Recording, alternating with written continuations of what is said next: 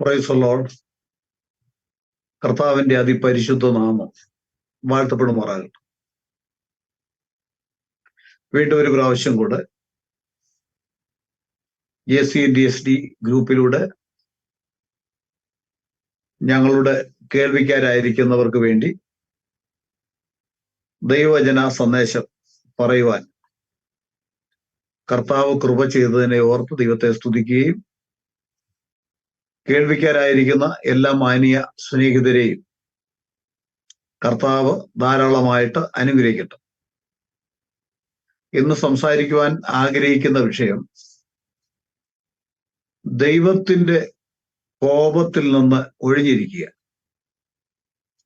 ദൈവത്തിന്റെ കോപം കടന്നു വരുന്ന മേഖലകൾ എന്തെല്ലാം എന്ന് ഇന്ന് പ്രാരംഭത്തിൽ ചില കാര്യങ്ങൾ പറയും. അതിനുശേഷമായിട്ട് വരും ദിവസങ്ങളിൽ അതിനെ തുടർന്ന് ചില സൂചനകൾ കൂടി തരുന്നതായിരിക്കും. ഒന്നാമതായിട്ട് വിശുദ്ധ ബൈബിൾ പഠിപ്പിക്കുന്ന ദൈവം ഏകനാണ്.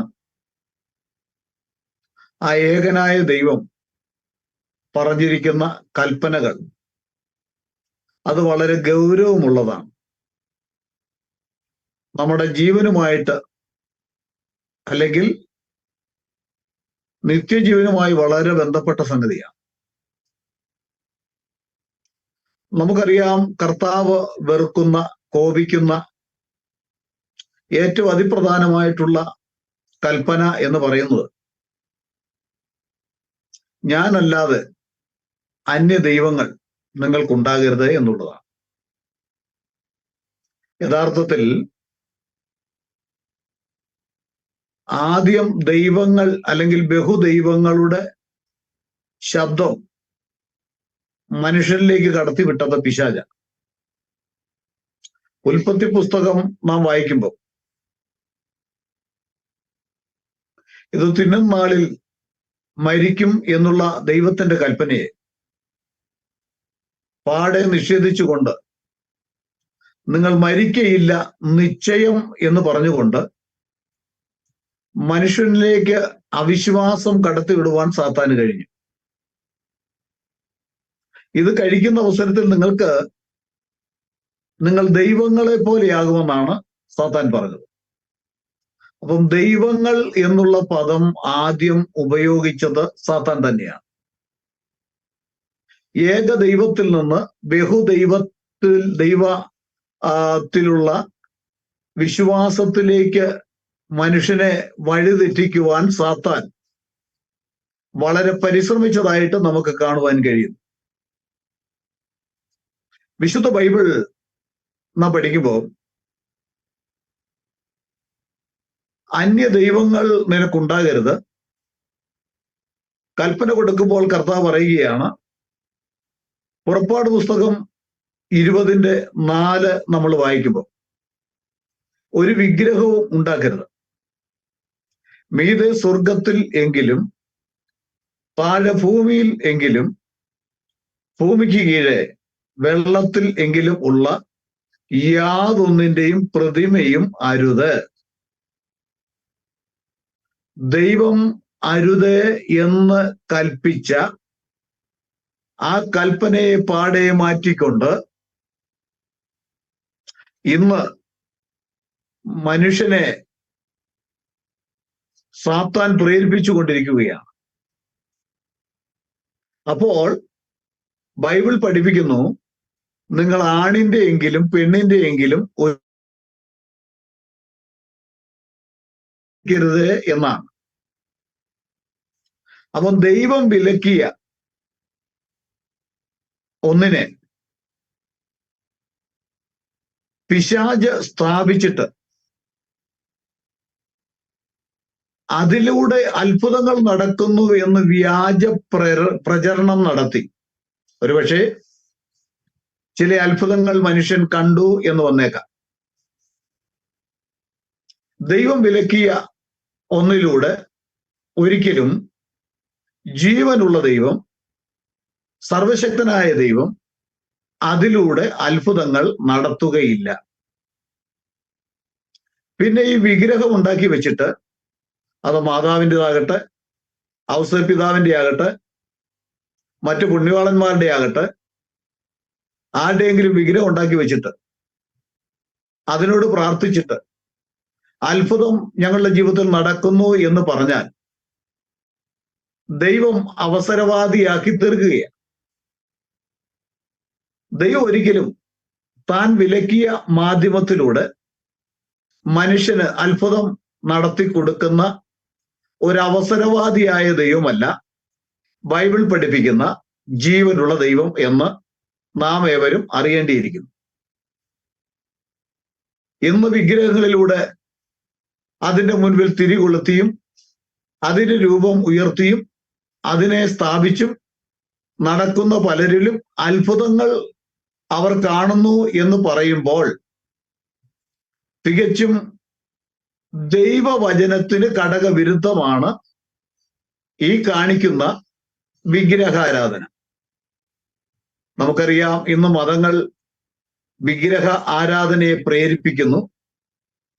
അതിന്റെ പ്രധാന കാരണം സാമ്പത്തികമാണ്. സമ്പത്തിന്റെ സ്രോതസ് വിഗ്രഹമാണ്. വിഗ്രഹത്തിന് ദൈവജനം പറയുന്നു ധൂപം കാട്ടരുത് എന്ന് പറയുമ്പോൾ അതിന്റെ മുൻപിൽ തിരികൊളുത്തി വെക്കുന്നു, അതിന്റെ മുൻപിൽ ഉരുള് നേർച്ച നടത്തുന്നു. സത്യത്തിൽ ദൈവം മനുഷ്യന് കാല് കൊടുത്തിരിക്കുന്നത് നടന്നുപോയി ദൈവത്തെ ആരാധിക്കാൻ. അത് ആ കാല് അല്ലെങ്കിൽ കാലിന്റെ ഉപയോഗം ദൈവം വെച്ചിരിക്കുന്നതിനെ നിഷേധിച്ചുകൊണ്ട് നിലത്ത് കിടന്ന് ഉരുട്ടിയിട്ട് അത് കണ്ട് ആസ്വദിക്കുന്ന ഒരു ദൈവമല്ല വിശുദ്ധ ബൈബിൾ പഠിപ്പിക്കുന്ന കർത്താവായ യേശുക്രിസ്തു. അങ്ങനെ പ്രസാദിക്കുന്ന ഒരു ദൈവവുമല്ല. എന്തെങ്കിലും കോമഡി കാണിച്ചിട്ട് അല്ലെങ്കിൽ ദൈവവചനത്തിന് വിരുദ്ധമായി ദൈവം വെച്ചിരിക്കുന്ന വ്യവസ്ഥയ്ക്ക് ഘടകവിരുദ്ധം. ദൈവം കാല് കൊടുത്ത് ഉരുളാനല്ല, നടക്കാനാ. അപ്പോൾ ഉരുണ്ട് ഒരു നേർച്ച നടത്തിയാൽ ദൈവം പ്രസാദിക്കും എന്ന് നിങ്ങൾ ചിന്തിക്കുന്നെങ്കിൽ അത് തെറ്റാണ്. അങ്ങനെ പ്രസാദിക്കുന്ന ഒരു ദൈവമല്ല ബൈബിൾ പഠിപ്പിക്കുന്ന ദൈവം. ദൈവം വിലക്കിയ ഒരു മാധ്യമത്തിലൂടെ ദൈവം തന്നെ അത്ഭുതം നടത്തുക എന്ന് പറഞ്ഞാൽ വാക്കിന് വ്യവസ്ഥയില്ലാത്തവനാണ് ദൈവം എന്ന് വരുത്തി തീർക്കുവാൻ പിശാച് പരിശ്രമിക്കുന്നതിന്റെ പരിണിതഫലമാണ് അതൊക്കെ. അപ്പം ബൈബിൾ പഠിപ്പിക്കുന്ന ഒരു വിഗ്രഹം ഉണ്ടാക്കരുത്. മീതെ സ്വർഗത്തിലും താഴെ ഭൂമിയിലും ഭൂമിക്ക് വെള്ളത്തിലും ഉള്ള ഒന്നിന്റെയും പ്രതിമ നിങ്ങൾ ഉണ്ടാക്കരുത്. അത് നമസ്കരിക്കരുത്, പ്രണമിക്കരുത്. അതിന്റെ മുൻപിൽ നിങ്ങൾ ഒരിക്കലും ധൂപം കാട്ടരുത്.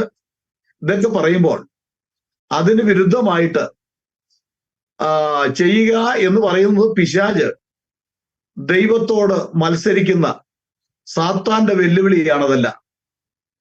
വിഗ്രഹാരാധന ദൈവത്തിനെതിരെ ഉള്ള വെല്ലുവിളിയാണ്. ഒന്നാമത് നാം മനസ്സിലാക്കണം, ബൈബിൾ ഇങ്ങനെ വാക്യം നമ്മൾ വായിക്കുന്നു. പുറപ്പാട് 20:4 വായിക്കുമ്പോൾ മുകളിൽ ആകാശത്തിലോ താഴെ ഭൂമിയിലോ ഭൂമിക്കടിയിലോ ജലത്തിലോ ഉള്ള ഒന്നിന്റെയും പ്രതിമയോ സ്വരൂപമോ നീ നിർമ്മിക്കരുത് എന്ന് POC ബൈബിളിൽ തന്നെ. POC ബൈബിൾ എന്ന് പറഞ്ഞാൽ പാസ്റ്റർ ഓറിയൽ സെന്റർ കത്തോലിക്ക സഭ അടിച്ചിറക്കിയ ബൈബിളിൽ തന്നെ അത് വ്യക്തമായിട്ട് സൂചിപ്പിച്ചിട്ടുണ്ട്. 25 വാക്യം വായിക്കുമ്പോൾ അവയ്ക്ക് മുൻപിൽ പ്രണമിക്കുകയോ അവയെ ആരാധിക്കുകയോ ചെയ്യരുത്. ആവർത്തനം 4:15 നമ്മൾ വായിക്കുമ്പോൾ നിങ്ങൾ നന്നായി സൂക്ഷിച്ചുകൊള്ളുവിൻ. യഹോവ ഹോരേബിൽ തീയുടെ നടുവിൽ നിന്ന് നിങ്ങളോട് അരുളി ചെയ്ത നാളിൽ നിങ്ങൾ രൂപം ഒന്നും കണ്ടില്ലല്ലോ. അതുകൊണ്ട് നിങ്ങൾ ആണിന്റെ എങ്കിലും പെണ്ണിന്റെ എങ്കിലും സാദൃശ്യമോ ഭൂമിയിലുള്ള യാതൊരു മൃഗത്തിന്റെയും സാദൃശ്യമോ ആകാശത്ത് പറക്കുന്ന യാതൊരു പക്ഷിയുടെയും സാദൃശ്യമോ ഭൂമിയിലുള്ള യാതൊരു ഇഴജാതികളുടെയും സാദൃശ്യമോ ഭൂമിക്കീഴെ വെള്ളത്തിലുള്ള യാതൊരു മത്സ്യത്തിന്റെയും സാദൃശ്യമോ ഇങ്ങനെ യാതൊന്നിന്റെയും പ്രതിമയായ വിഗ്രഹമുണ്ടാക്കി വഷളത്വം പ്രവർത്തിക്കരുത്. ആവർത്തനം 4:16 മുതൽ 19 വരെ നമ്മൾ വായിക്കുമ്പോൾ അത് കാണുവാൻ കഴിയുന്നു. അപ്പൊ വിഗ്രഹാരാധന വഷളത്വം എന്നാണ് ബൈബിൾ പഠിപ്പിക്കുന്നത്. നമുക്ക് ദൈവത്തെ ആരാധിക്കുവാൻ ഇങ്ങനെയൊരു വഷളത്വത്തിന്റെ ആവശ്യം ഉണ്ടോ? ഒരിക്കലും ഇല്ല എന്ന് തന്നെയാണ് വിശുദ്ധ ബൈബിൾ നമുക്ക് നൽകുന്ന മറുപടി. ദൈവം വിലക്കിയതാണ് വിഗ്രഹാരാധന. ആ വിലക്കിയ മാധ്യമത്തിലൂടെ, അല്ലെങ്കിൽ അത് ആണിന്റെയോ പെണ്ണിന്റെയോ ഒരു കലാകാരൻ ഒരു രൂപം ഉണ്ടാക്കിയിട്ട് അതിന് മാതാവെന്നോ മറിയെന്നോ ഔസേ പിതാവെന്നോ ഗീവറിയസ് എന്നോ ഒക്കെ പേരിട്ടിട്ട് ആ കലാരൂപത്തിന് നമുക്കിഷ്ടമുള്ള, മതത്തിന് ഇഷ്ടമുള്ള ഒരു പേര് കൽപ്പിച്ച് അതിന്റെ മുൻപിൽ ഒരു പെട്ടിയും വെച്ച് അതിൽ നേർച്ച നേർന്നാൽ അവിടെ അത്ഭുതങ്ങൾ നടക്കുന്നു എന്ന് പറയുമ്പോൾ, സർവശക്തനായ ദൈവം തന്നെ വിലക്കിയ ഒന്നിലൂടെ ദൈവം ഒരിക്കലും അത്ഭുതം പ്രവർത്തിക്കയില്ല. അപ്പൊ അതിന്റെ പിൻപിൽ നടക്കുന്ന അത്ഭുതങ്ങൾ എവിടെ നിന്ന് വരുന്നുവെന്ന് തിരുവചനത്തിലൂടെ നമ്മൾ പരിശോധിക്കണം. ബൈബിൾ പഠിപ്പിക്കുന്നുണ്ട്, സാത്താൻ താനും വെളിച്ചദൂതന്റെ വേഷം കിട്ടുന്നല്ലോ. ദൈവം വിലക്കിയ വിഗ്രഹത്തിലൂടെ ആണിന്റെയോ പെണ്ണിന്റെയോ രൂപം ഉണ്ടാക്കി വെച്ചിട്ട് അതിനെ നമസ്കരിക്കുകയും അതിന്റെ മുൻപിൽ വണങ്ങുകയും ചെയ്യുന്നത് പാപമാണെന്ന് വിശുദ്ധ ബൈബിൾ പഠിപ്പിക്കുന്നു. നമുക്കറിയാം, ഇങ്ങനെ പാപം ചെയ്താൽ അത് ന്യായവിധിക്ക് കാരണമായി തീരും. വിഗ്രഹാരാധികൾ ദൈവരാജ്യം അവകാശമാക്കുകയില്ല. ദൈവത്തിന് എതിരായിട്ടുള്ള വലിയ പാപമാണ് അത്. അത് നാം ഗ്രഹിച്ച് സത്യദൈവത്തെ ആരാധിക്കേണ്ടത് എങ്ങനെയെന്ന് ബൈബിൾ പഠിപ്പിക്കുന്ന വിധം നാം ആരാധിക്കണം. സത്യനമസ്കാരികൾ പിതാവിനെ സത്യത്തിലും ആത്മാവിലും ആരാധിക്കുന്നു. ദൈവത്തിന്റെ വ്യവസ്ഥ വിട്ടുള്ള ആരാധനകളൊന്നും ദൈവം അംഗീകരിക്കുന്നില്ല. അതിന്റെ പിൻപിൽ അത്ഭുതങ്ങൾ നടക്കുന്നുവെങ്കിൽ അത് ബൈബിൾ പ്രസംഗിക്കുന്ന സ്വർഗീയ ദൈവത്തിന്റെ അത്ഭുതങ്ങളല്ല. അതിന്റെ പിന്നിൽ സന്തോഷിക്കുകയും അതിന്റെ പിൻപിൽ അത്ഭുതം പ്രവർത്തിക്കുകയും അതിന്റെ പിൻപിൽ നടത്തുന്ന എല്ലാ കാര്യങ്ങളും സാത്താനികമാണ് എന്ന് വിശുദ്ധ ബൈബിൾ വ്യക്തമാക്കി പഠിപ്പിക്കുമ്പോൾ ഈ കാലങ്ങളിൽ വിഗ്രഹാരാധന വിടണം. വിഗ്രഹാരാധന വിട്ട് ഓടുവിൻ എന്നാണ് വിശുദ്ധ ബൈബിൾ പഠിപ്പിക്കുന്നത്. നമുക്ക് ചില വാക്യങ്ങൾ വായിക്കാം. POC ബൈബിൾ ആവർത്തനം 4:18 ഇങ്ങനെയാണ്: വിഗ്രഹമുണ്ടാക്കി നിങ്ങളെ തന്നെ അശുദ്ധരാക്കാതിരിപ്പാൻ സൂക്ഷിച്ചുകൊള്ളുവിൻ. കത്തോലിക്കർ എഴുതിയ ബൈബിളിൽ ഇങ്ങനെയാണ് പറയുന്നത്: വിഗ്രഹമുണ്ടാക്കി നിങ്ങളെ തന്നെ അശുദ്ധരാക്കാതിരിപ്പാൻ സൂക്ഷിച്ചുകൊള്ളുവിൻ. ആദ്യം നമ്മൾ വായിച്ചു, വിഗ്രഹാരാധന വഷളത്വമാണ്, അത് ദൈവത്തിന് വിരുദ്ധമാണ്, അതിലൂടെ ദൈവം ഒരു അത്ഭുതവും നടത്തുകയില്ല. ഇപ്പോൾ നാം വായിച്ചു, വിഗ്രഹമുണ്ടാക്കി നിങ്ങളെ തന്നെ അശുദ്ധരാക്കാതിരിപ്പാൻ സൂക്ഷിച്ചുകൊള്ളുവിൻ. അപ്പൊ വിഗ്രഹാരാധന അശുദ്ധ ആരാധനയാണ്. ഹിന്ദുക്കൾക്ക് വിഗ്രഹാരാധന പറഞ്ഞിട്ടുണ്ടാകാം. ഹിന്ദുക്കൾ വിഗ്രഹങ്ങളെ ആരാധിക്കുന്നു. ഞാനിവിടെ ഉദ്ദേശിക്കുന്ന ക്രിസ്ത്യാനികളെയാണ്. ഹിന്ദുക്കൾ വിഗ്രഹങ്ങളെ ആരാധിക്കുന്നത് കൊണ്ട്,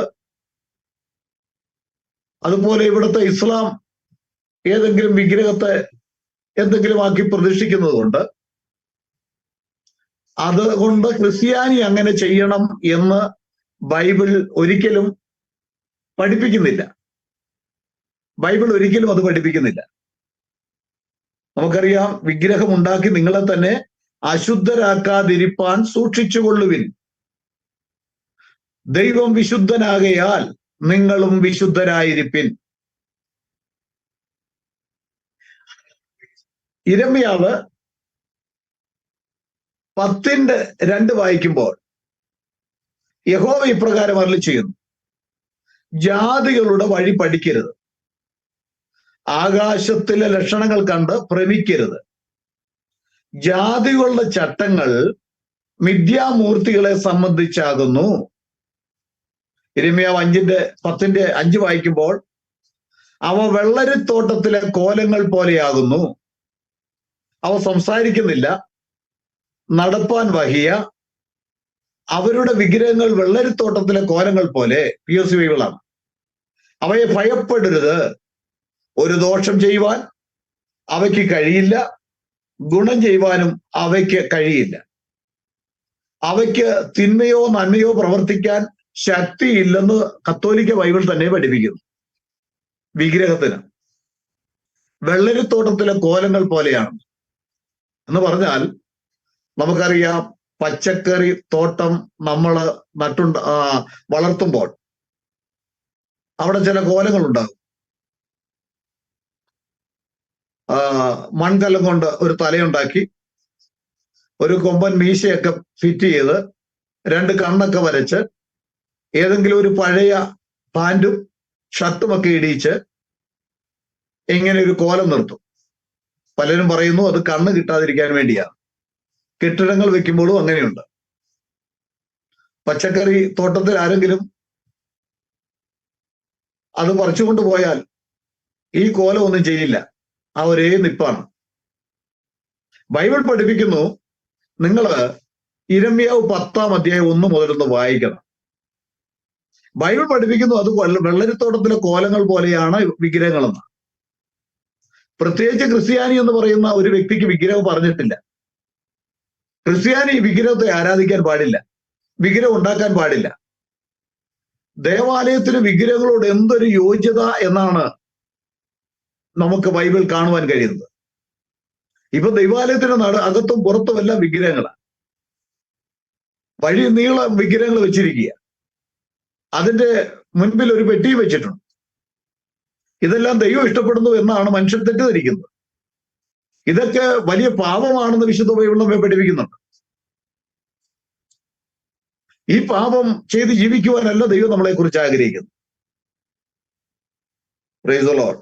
അതുകൊണ്ട് പ്രിയ സ്നേഹിതരെ, ദൈവം നമുക്ക് വേണ്ടി തന്ന കൽപ്പനകളെ അനുസരിച്ച് ദൈവം ഒരു മനുഷ്യനോട് എങ്ങനെ ആരാധിക്കണം, ദൈവത്തെ എങ്ങനെയാണ് ആരാധിക്കേണ്ടത് എന്നുള്ള വിശുദ്ധ ബൈബിളിന്റെ കൽപ്പനകളെ അനുസരിച്ച് മുൻപോട്ട് പോയില്ലെങ്കിൽ വലിയ കോപം, ദൈവിക കോപം വിഗ്രഹാരാധികളുടെ മേൽ വരും. നമുക്കറിയാം, ഒടുവിൽ വിഗ്രഹത്തെ മരിച്ചീർന്ന് വലിച്ചെറിഞ്ഞു കൊടുക്കേണ്ട സ്റ്റേജ് ഉണ്ടാകുമെന്ന് ബൈബിൾ പഠിപ്പിക്കുന്നു. അവയ്ക്ക് രക്ഷിപ്പാൻ കഴിയില്ല. സുനാമി വന്നപ്പോൾ നമ്മുടെ തീരപ്രദേശങ്ങളിലൊക്കെ ഒത്തിരി വിഗ്രഹങ്ങൾ ഉണ്ടായിരുന്നു. അവിടെ കിടന്ന് തകർന്നതല്ലാതെ, അല്ലെങ്കിൽ നമ്മുടെ വീടുകളിലൊക്കെ വിഗ്രഹം വെച്ചിട്ടുണ്ടായിരുന്നു. സുനാമി സമയത്ത് ആരും വിഗ്രഹം എടുത്തുകൊണ്ട് ഓടിയിട്ടില്ല. പോലീസുകാർ വന്നെല്ലാ വീടുകളിൽ നിന്ന് ഇറക്കി വിടുമ്പോൾ വിഗ്രഹം അവരെ രക്ഷിച്ചില്ല. വിഗ്രഹവും ഇട്ടിട്ടാണ് ഓടിയത്. ബൈബിൾ അതാ പഠിപ്പിക്കുന്നത്, നിങ്ങൾ ഇവയെ ഭയപ്പെടേണ്ട, ഇവയ്ക്ക് ഗുണം ചെയ്യുവാനും ദോഷം ചെയ്യുവാനും കഴിയില്ല. അത് വിശുദ്ധ ബൈബിൾ വ്യക്തമാക്കി പഠിപ്പിക്കുമ്പോൾ ഈ അന്ത്യകാലത്ത് ഈ സത്യം, യാഥാർത്ഥ്യം, ദൈവത്തെ എങ്ങനെ ആരാധിക്കണം എന്നുള്ള യാഥാർത്ഥ്യം അറിഞ്ഞ് മുൻപോട്ട് പോയില്ലെങ്കിൽ ദൈവത്തിന്റെ വലിയ ന്യായവിധി വരും എന്ന് ഗ്രഹിച്ചു കൊള്ളണം. യെശയ്യാവ് 46:6 വായിക്കുമ്പോൾ വിഗ്രഹത്തെ കുറിച്ച് പറയുന്നത് ഇങ്ങനെയാണ്: തട്ടാനെ കൂലിക്ക് വെക്കുന്നു, അവൻ അതുകൊണ്ട് ഒരു ദേവനെ ഉണ്ടാക്കുന്നു, അവർ സാഷ്ടാംഗം വീണ് നമസ്കരിക്കുന്നു, അതിനോട് നിലവിളിച്ചാൽ അത് ഉത്തരം പറയുന്നില്ല, കഷ്ടത്തിൽ നിന്ന് രക്ഷിക്കുന്നതുമില്ല. അങ്ങനെ രക്ഷിക്കാൻ കഴിയുമെങ്കിൽ നമുക്കറിയാം, പല സ്ഥലങ്ങളിൽ ഉരുളുപൊട്ടിയും ജലപ്രളയം ഉണ്ടായും മിന്നൽ പ്രളയമൊക്കെ ഉണ്ടായി അവരാരാധിച്ച വിഗ്രഹങ്ങൾ ഒഴുകി പോയ ചരിത്രം നമുക്കറിയാം. ഇന്നും അത് അങ്ങനെ സംഭവിക്കുന്നുണ്ട്. നമ്മൾ പാർക്കുന്ന കേരളത്തിലും പല അനിഷ്ട സംഭവങ്ങൾ ജലപ്രളയ സമയത്ത് ഉണ്ടായതായിട്ട് നമുക്കറിയാം. അപ്പൊ പൂർണ്ണമായിട്ട് വിഗ്രഹം നമ്മെ രക്ഷിക്കുന്നില്ല. നമ്മെ രക്ഷിക്കുന്ന ഒരു ദൈവമുണ്ട്, അത് കർത്താവായ യേശു ക്രിസ്തുവാണ്. ബൈബിൾ പഠിപ്പിക്കുന്നു മറ്റൊരുത്തനിലും രക്ഷയില്ല. നാം രക്ഷിക്കപ്പെടുവാൻ ആകാശത്തിന്റെ കീഴിൽ മനുഷ്യരുടെ ഇടയിൽ നൽകപ്പെട്ട വേറെ ഒരുവനില്ല, ഒരു നാമമില്ല. കർത്താവായ യേശു ക്രിസ്തു മാത്രമാണ് നമ്മളെ രക്ഷിക്കുന്നത്. ആ രക്ഷകനിലേക്ക് നമ്മൾ ഓടി അടുക്കണം. വിഗ്രഹത്തിൽ നിന്ന് ഓടി അകലണം. വിഗ്രഹം ആരാധന പാപമാണ്. അത് ഒടുവിൽ നമ്മളെ തകർത്ത് കളയും. ആ പാപം നമ്മളെ നശിപ്പിക്കും. ദൈവത്തിന്റെ കോപത്തിന്റെ അഗ്നിയിൽ നിന്ന് നമുക്ക് വിടുതൽ പ്രാപിക്കുവാൻ അത് കഴിയില്ല. അന്ന് ആരും നമ്മെ രക്ഷിക്കില്ല. ആർക്കും നമ്മളെ രക്ഷിപ്പാൻ കഴിയില്ല. അവന്റെ ക്രോധാഗ്നിയിൽ നിന്ന് രക്ഷിപ്പാൻ കഴിയുന്ന ഒരു മത നേതാവില്ല. അതുകൊണ്ട് പ്രിയ സ്നേഹിതരെ, വിഗ്രഹാരാധന പാപമാണെന്ന് മനസ്സിലാക്കി ദൈവകോപം കടന്നു വരുവാൻ ഏറ്റവും സാധ്യതയുള്ള ഒന്ന് വിഗ്രഹാരാധനയാണ്. ഹല്ലേലൂയ. വിഗ്രഹാരാധന അശുദ്ധിയാണ്, അത് വഷളത്വമാണ്. എന്റെ വാക്കല്ല കേട്ടോ, ഞാൻ എൻ്റെ വീട്ടിൽ നിന്ന് എടുത്തു കൊണ്ടുവന്ന വാക്കുകളല്ല, ബൈബിൾ പഠിപ്പിക്കുന്ന വാക്കുകളാണ് ഞാനിവിടെ സംസാരിക്കുന്നത്. ആവർത്തനം 4:18 കത്തോലിക്ക ബൈബിൾ, POC ബൈബിൾ ഇങ്ങനെ കാണുന്നു: വിഗ്രഹം ഉണ്ടാക്കി നിങ്ങളെ തന്നെ അശുദ്ധരാക്കാതിരിപ്പാൻ സൂക്ഷിച്ചുകൊള്ളുവിൻ. കണ്ടോ, വ്യക്തമായിട്ട് നമ്മളുടെ വീട്ടിലിരിക്കുന്ന ബൈബിളിൽ ഈ വിഗ്രഹങ്ങളെ ഉണ്ടാക്കി നിങ്ങളെ തന്നെ അശുദ്ധരാക്കരുത് എന്ന് പറയുമ്പോൾ നമ്മുടെ വീടിന്റെ ഫ്രണ്ടിൽ വെച്ചിരിക്കുകയാണ്. തിരിയും കൊളുത്തി ആരുടെയെങ്കിലും മാതാവ് എന്ന് പറഞ്ഞ് അല്ലെങ്കിൽ ഔസപിതാവ് എന്ന് പറഞ്ഞ രൂപങ്ങളെല്ലാം വെച്ച് കയറി വരുമ്പോഴേ അവിടെ വെച്ചിരിക്കുകയാണ്. അത് പാപമാണെന്ന് വിശുദ്ധ ബൈബിൾ നമ്മെ പഠിപ്പിക്കുന്നു. വെളിപ്പാട് പുസ്തകം 17:5 വായിക്കുമ്പോൾ മഹാബാബിലോൺ വേശ്യകളുടെ ഭൂമിയിലെ മ്ലേച്ഛതകളുടെയും മാതാവ്, റോമ നഗരത്തെയാണ് വേശ്യ എന്ന് വിളിച്ചിരിക്കുന്നത്. വേശ്യാവൃത്തി വിഗ്രഹാരാധനയെ സൂചിപ്പിക്കുന്നു. ഇത് ബൈബിൾ, POC ബൈബിളിന്റെ വെളിപ്പാട് പുസ്തകം 17-ാം അധ്യായത്തിന്റെ അവസാന ഭാഗത്ത് എഴുതിയിരിക്കുന്നത് ഞാൻ വായിക്കുകയാണ്. എന്താ? റോമ നഗരത്തെയാണ് വേശ്യ എന്ന് വിളിച്ചിരിക്കുന്നത്. വേശ്യാവൃത്തി വിഗ്രഹാരാധനയെ സൂചിപ്പിക്കുന്നു. യിരെമ്യാവ് 51:7 ബാബേൽ യഹോവയുടെ കയ്യിൽ സകല ജാതികളെയും ലഹരി പിടിപ്പിക്കുന്ന പൊൻ പാത്രമായിരുന്നു. അതിൽ നിന്ന് വീഞ്ഞു കുടിച്ച് ജനങ്ങൾക്ക് ഭ്രാന്ത് പിടിച്ചു.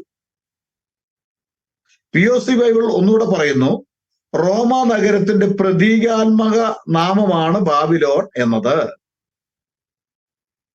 അപ്പോ വിഗ്രഹാരാധന വേശ്യാവൃത്തിയാണ്. സ്വന്തം ഭർത്താവ് ഉള്ളപ്പോൾ ആ ഭർത്താവിനെ അല്ലെങ്കിൽ ഭർത്താവിനായിട്ട് ജീവിക്കാതെ മറ്റ് അവിഹിത ബന്ധത്തിൽ പോകുന്നതിനെയാണ് നാം മാനുഷികമായി വേശ്യാവൃത്തി എന്ന് പറയുന്നത്.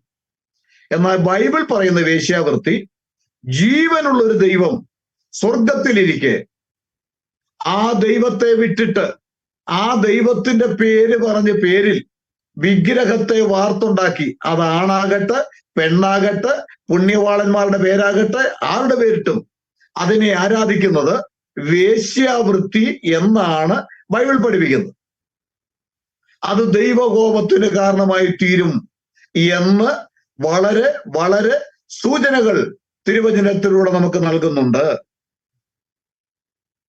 യെശയ്യാവ് 2:20-21 വാക്യം: ആരാധിക്കാൻ വേണ്ടി സ്വർണവും വെള്ളിയും കൊണ്ട് നിർമ്മിച്ച വിഗ്രഹങ്ങളെ അന്നവർ പെരുഞ്ചാഴിക്കും വാവലിനുമായി ഉപേക്ഷിക്കും. കണ്ടോ, നരിച്ചീർ പെരുഞ്ചാഴിക്ക് വിഗ്രഹത്തെ അന്ന് ദൈവം ന്യായം വിധിക്കുമ്പോൾ ഈ വിഗ്രഹങ്ങൾ ആരെയും രക്ഷിക്കുകയില്ല. അവരുടെ വീടുകളിലും അവരുടെ ദേവാലയങ്ങളിലും വാർത്തുണ്ടാക്കി തിരികെ കൊളുത്തി വലിയ അത്ഭുതങ്ങൾ നടത്തുന്നു എന്ന് പറയുന്ന വിഗ്രഹങ്ങളെല്ലാം ഒടുവിൽ അവർ നരിച്ചീറിന് വലിച്ചെറിഞ്ഞു കൊടുക്കേണ്ട സാഹചര്യം ഉണ്ടാകും എന്നാണ് വിശുദ്ധ ബൈബിൾ യെശയ്യാവ് 2:20-21 വാക്യവും നമ്മൾ വായിക്കുമ്പോൾ കാണുന്നത്. ആരാധിക്കാൻ വേണ്ടി സ്വർണവും വെള്ളിയും കൊണ്ട് നിർമ്മിച്ച വിഗ്രഹങ്ങളെ അന്നവർ പെരുഞ്ചാഴിക്കും വാവലിനുമായി ഉപേക്ഷിക്കും. 21 വാക്യം, ഭൂമിയെ പ്രകമ്പനം കൊള്ളിക്കാൻ കർത്താവ് വരുമ്പോൾ. അപ്പോൾ ഭൂമിയെ പ്രകമ്പനം കൊള്ളിക്കുവാൻ ജീവിക്കുന്ന ദൈവം എഴുന്നേൽക്കുന്ന ഒരു ദിവസമുണ്ട്. അന്ന് ഇവിടുത്തെ വിഗ്രഹങ്ങൾക്ക്, സ്വർണം കൊണ്ട് വെള്ളി കൊണ്ട് ഉണ്ടാക്കിയ വിഗ്രഹങ്ങൾക്ക് സ്വർണത്താൽ തീർത്ത കിരീടത്തിനോ അതിൽ തീർത്ത കൊന്തയ്ക്കോ യാതൊന്നിനും മനുഷ്യനെ രക്ഷിപ്പാൻ കഴിയില്ല എന്ന് ഞാനല്ല, വിശുദ്ധ ബൈബിൾ വ്യക്തമാക്കി പഠിപ്പിക്കുന്നു. സ്നേഹിത, വിഗ്രഹാരാധന വിട്ടോടുക. ഹല്ലേലൂയ. യെശയ്യാവ് 2:19 മുതൽ വായിക്കുമ്പോൾ, യഹോവ ഭൂമിയെ നടുക്കുവാൻ എഴുന്നേൽക്കുമ്പോൾ, യഹോവ ഭൂമിയെ നടുക്കുവാൻ എഴുന്നേൽക്കുമ്പോൾ അവർ എന്ന് പറയുന്ന വിഗ്രഹാരാധികൾ അവന്റെ ഭയങ്കരത്വം നിമിത്തവും അവന്റെ മഹിമയുടെ പ്രഭ നിമിത്തവും പാറകളുടെ ഗുഹകളിലും മണ്ണിലെ പോതുകളിലും കടക്കും. തങ്ങൾ നമസ്കരിപ്പാൻ വെള്ളി കൊണ്ടും പൊന്നുകൊണ്ടും ഉണ്ടാക്കിയ മിഥ്യാമൂർത്തികളെ മനുഷ്യർ ആ നാളിൽ തുരപ്പനെലിക്കും നരിച്ചീറിനും എറിഞ്ഞുകളയും. ഹല്ലേലൂയ. അപ്പം യഹോവയായ ദൈവം എഴുന്നേൽക്കുമ്പോൾ, അവൻ തന്റെ കോപത്താൽ എഴുന്നേൽക്കുമ്പോൾ ഒരു വിഗ്രഹാരാധികൾക്കും ഇവിടെ നിൽക്കുവാൻ കഴിയില്ല. അവന്റെ മുൻപിൽ വിറയ്ക്കും, ന്യായവിധിക്ക് കാരണമായി തീരും എന്നാണ് വിശുദ്ധ ബൈബിൾ നമ്മെ പഠിപ്പിക്കുന്നത്. അതുകൊണ്ട് വിഗ്രഹാരാധന വിട്ടോടുവിൻ. സത്യതയുമായ യേശു ക്രിസ്തുവിനെ ആത്മാവിലും സത്യത്തിലും ആരാധിച്ച് നിങ്ങളുടെ നിത്യജീവൻ ഉറപ്പാക്കണം. മരണത്തിന് ശേഷം നമ്മുടെ മത നേതാക്കന്മാര് അല്ലെങ്കിൽ മതത്തിന്റെ പുരോഹിതന്മാര് ചെയ്യുന്ന കർമ്മങ്ങൾ കൊണ്ട് മോക്ഷം കിട്ടും എന്ന് ആരെങ്കിലും വ്യാമോഹിക്കുന്നുണ്ടെങ്കിൽ ഒരിക്കലും അത് ലഭിക്കില്ല. അവനവൻ ശരീരത്തിൽ ഇരിക്കുമ്പോൾ ചെയ്തത് നല്ലതാകിലും തീയതാകിലും അതിന് തക്കവണ്ണം പ്രാപിപ്പാൻ നാം എല്ലാവരും ക്രിസ്തുവിന്റെ ന്യായാസനത്തിങ്കൽ വെളിപ്പെടേണ്ടതാകുന്നു. അവിടെ നമുക്ക് വേണ്ടി ശുപാർശ ചെയ്യുവാൻ ഒരു മതപുരോഹിതനും കാണില്ല, ഒരു പാസ്റ്റർമാരും കാണില്ല. നീ തന്നെ ദൈവം മുൻപാകെ നിൽക്കേണ്ട സ്റ്റേജ് ഉണ്ടാകുമെന്ന് മനസ്സിലാക്കി വിഗ്രഹാരാധനയും ആ പാപവഴിയിൽ നിന്ന് വിട്ടോടി യേശുവിന്റെ പാദം തിരഞ്ഞെടുക്കുക. ദൈവമായ കർത്താവ് നിങ്ങളെ അനുഗ്രഹിക്കുമാറാകട്ടെ.